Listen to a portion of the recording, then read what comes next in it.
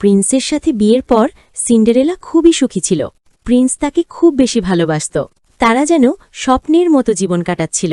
কিন্তু সিন্ডারেলার সৎমায়ের মাথায় এমন এক পরিকল্পনা ছিল যা তাদের জীবন পুরো বদলে দিতে যাচ্ছিল। একদিন প্রিন্স রাজকীয় কাজের জন্য 1 মাসের জন্য অন্য একটি রাজ্যে চলে যায়। এদিকে সিন্ডারেলা তার জন্য অপেক্ষা করতে থাকে।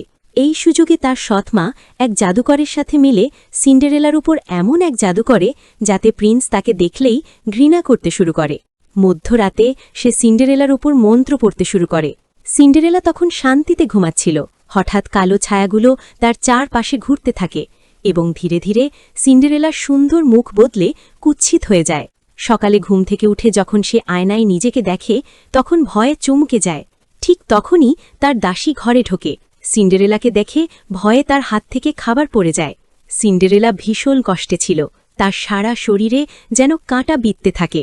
শুধু সেই দাসী ছাড়া আর কেউ তার ঘরে আসত না। দাসীটি তাকে খুব যত্ন করত। অন্যদিকে প্রিন্স রাজ্যে ফিরে আসে। সবাই তাকে স্বাগত জানায়। সে ফুল নিয়ে সিন্ডারেলার ঘরে যায়। কিন্তু সিন্ডারেলা তার সাথে দেখা করতে অস্বীকার করে। প্রিন্স খুব চিন্তিত হয়ে পড়ে। সিন্ডারেলা নিজের ঘরে গিয়ে খুব কান্না করে। প্রিন্স মনে করে সিন্ডারেলা তার উপর রাগ করেছে। সে দরজায় বারবার কড়া নাড়ে, কিন্তু সিন্ডারেলা দরজা খোলে না। তার অবস্থা খুব খারাপ হয়ে যায়। তখন প্রিন্স দাসীকে জিজ্ঞেস করে সিন্ডারেলার কি হয়েছে। দাসী সব সত্যি বলে দেয়। সিন্ডারেলা ভয় পাচ্ছে। যদি তার এই চেহারা দেখে প্রিন্স তাকে ঘৃণা করতে শুরু করে। প্রিন্স আবার সিন্ডারেলার ঘরে যায়। তাকে সেই অবস্থায় দেখে খুব কষ্ট পায়।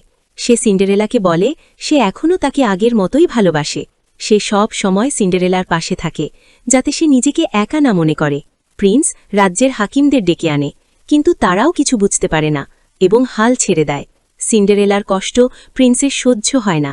সে তাকে জড়িয়ে ধরে নিজের ভালোবাসা প্রকাশ করে।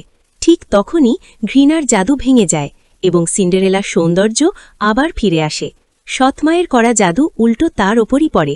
কালো ছায়াগুলো তাকে ঘিরে ধরে এবং তাকে নিয়ে চিরতরে তাদের দুনিয়ায় চলে যায়। প্রিন্স সিন্ডারেলাকে বলে যাই হোক না কেন, সে যদি কুৎসিত হয়ে যায় বা যাই হোক, সে তাকে সব সময় ভালোবাসবে।